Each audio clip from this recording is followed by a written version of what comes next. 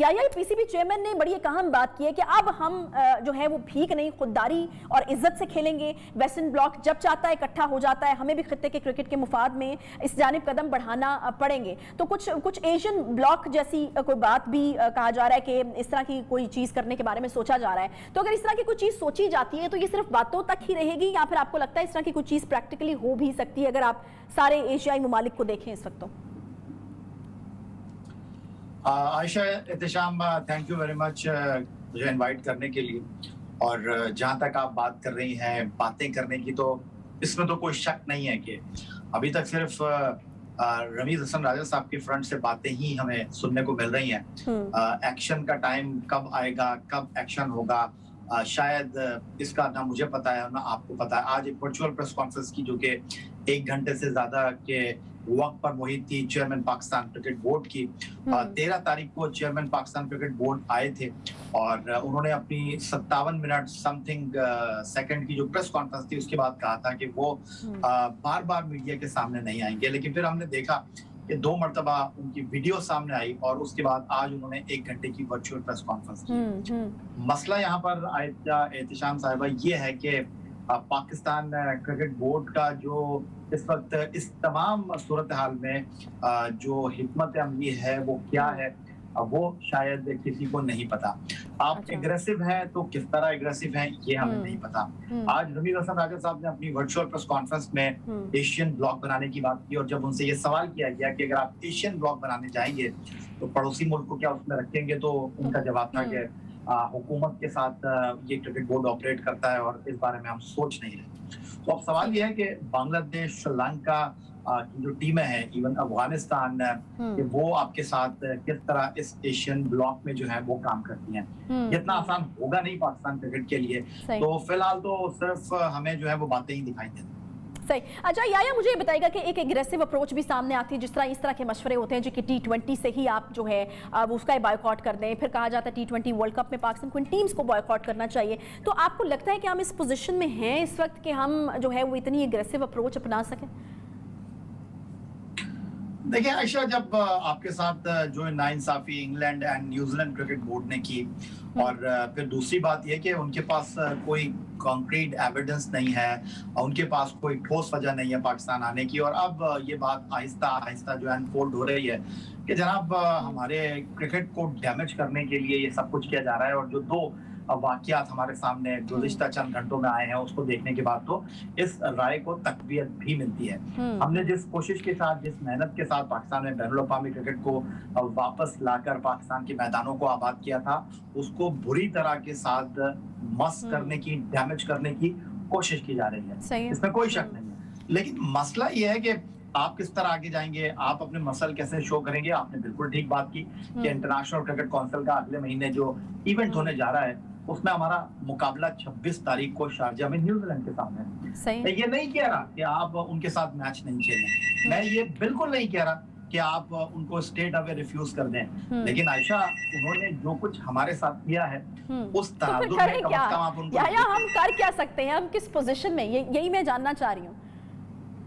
नहीं, आपने मेरी बात मुकम्मल नहीं होने दी। मैंने आपसे कहा कि कम से कम आप ये तो कह सकते हैं कि भाई हमारी कौम बहुत नाराज है, हमें एक नाकाबिल नुकसान हुआ है, हम अपने वजीर आज़म से पूछेंगे, हम अपनी कौम से पूछेंगे कि भाई हमने आया आपसे खेलना है या नहीं खेलना। ये फैसला तो बाद में होना है, खेलेंगे या नहीं खेलेंगे। कम से कम आप इतना तो कह दें, कम से कम आप इतना करने की हिम्मत तो दिखाएं, दूसरे को भी तो पता चले कि अगर आप हमारे साथ नहीं खेलेंगे, अगर आप बगैर किसी वजह के हमें डिच करके चले जाएंगे तो हम जवाब देने की अहलियत रखते हैं। सिर्फ मुंह पर उंगली रख के, सिर्फ ईमेल करके, सिर्फ फोन करके आप अपना एहतजाज रिकॉर्ड कराएंगे तो लोग आपको फिर हल्का ही लेंगे। सही। तो फिर अब क्या समझा जाए? अब अगर हम क्रिकेट को देखते हैं पाकिस्तान के अंदर, तो क्या अब हम इस चीज़ को जो है वो एक्सेप्ट कर लें मेंटली कि बड़ी टीम्स पाकिस्तान नहीं आएंगी और छोटी टीम्स ही पाकिस्तान आएंगी और फिलहाल अभी हमें उन्हीं के साथ गुजारा करना पड़ेगा, या आपको मुस्तकबिल करीब में ये सूरत हाल बदलते हुए नजर आ रही है? कुछ उम्मीद रखी जाए अच्छी?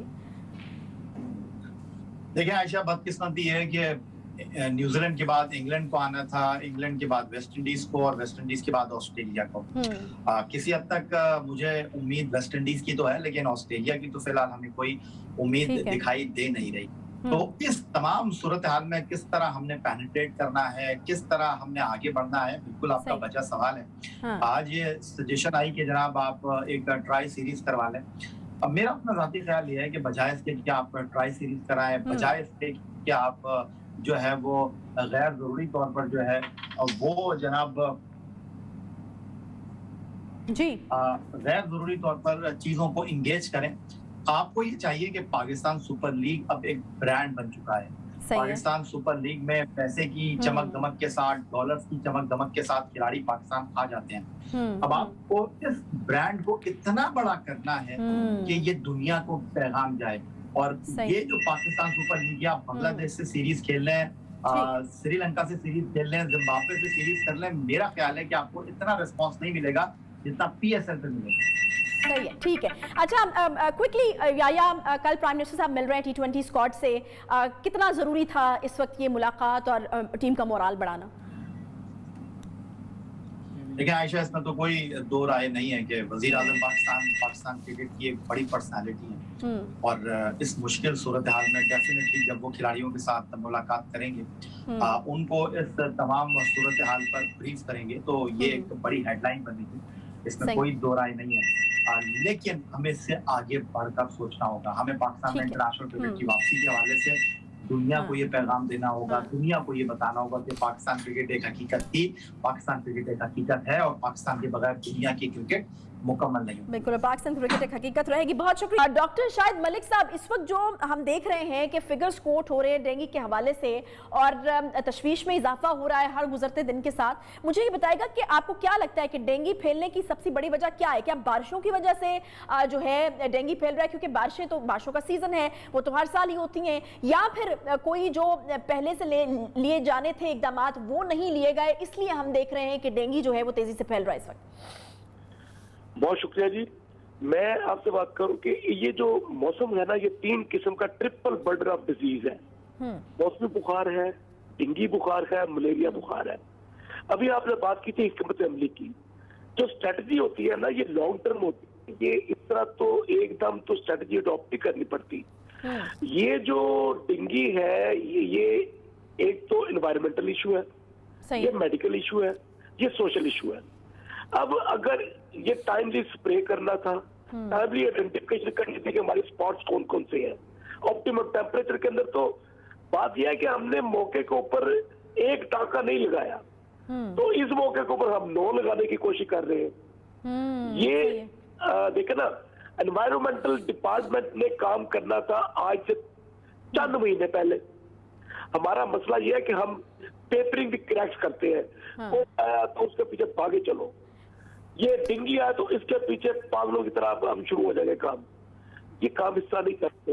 Health is a collective responsibility और कलेक्टिव स्ट्रेटजी अडॉप्ट करनी पड़ेगी।